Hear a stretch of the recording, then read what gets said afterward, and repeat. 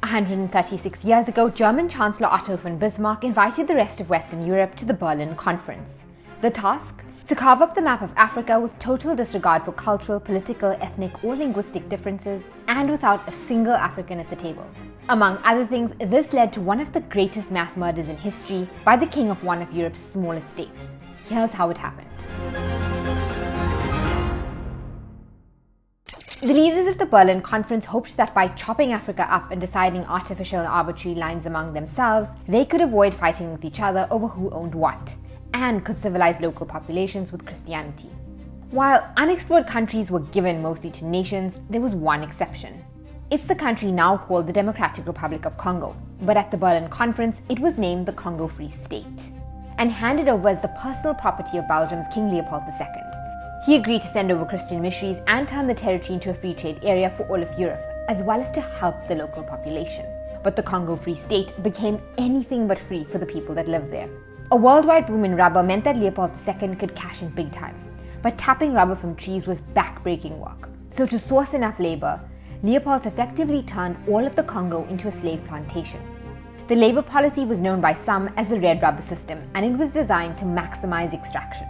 The system was enforced by the Force Publique, Leopold's private colonial army, a 19,000-man military with white officers and black soldiers from as far as Zanzibar, Nigeria, Liberia, and even the Congo. Many of the soldiers had been kidnapped in raids on villages in their childhood and brought to Roman Catholic missions where they received military training. They were armed with modern weapons and the chicote, a bullwhip made of hippopotamus hide. Villagers were asked to meet insane rubber quotas. If a village didn't meet its targets, the military were expected to take hostages and shoot them. Women in villages were often held hostage or raped to speed up production. Severed limbs of villagers had to be produced as evidence that each bullet fired had been used to kill a villager. So, if a soldier missed a shot, they would often cut off the hand of an innocent victim just so they could produce a limb to show their superiors. If individuals in a village refused to work, they were beaten or shot, and the village was razed to the ground. The red rubber system led to the collapse of economic and cultural life for the Congolese. A system so cruel that female hostages often starved while men were worked to death.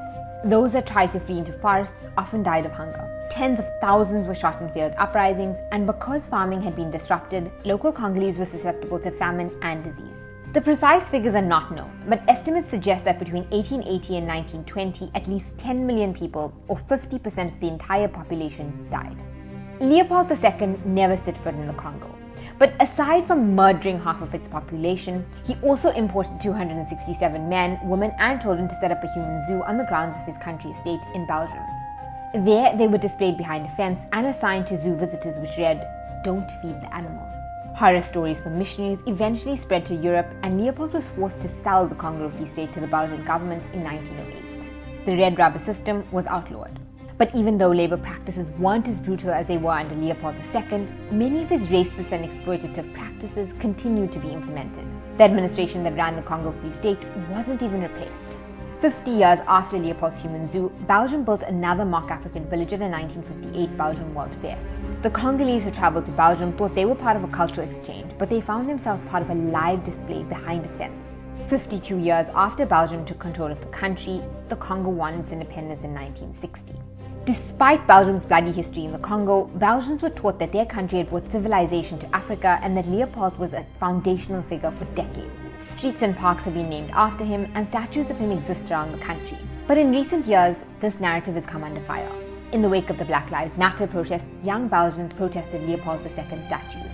And for the first time in 112 years, Belgium's King Philippe expressed regret for the suffering and humiliation his nation inflicted on the region.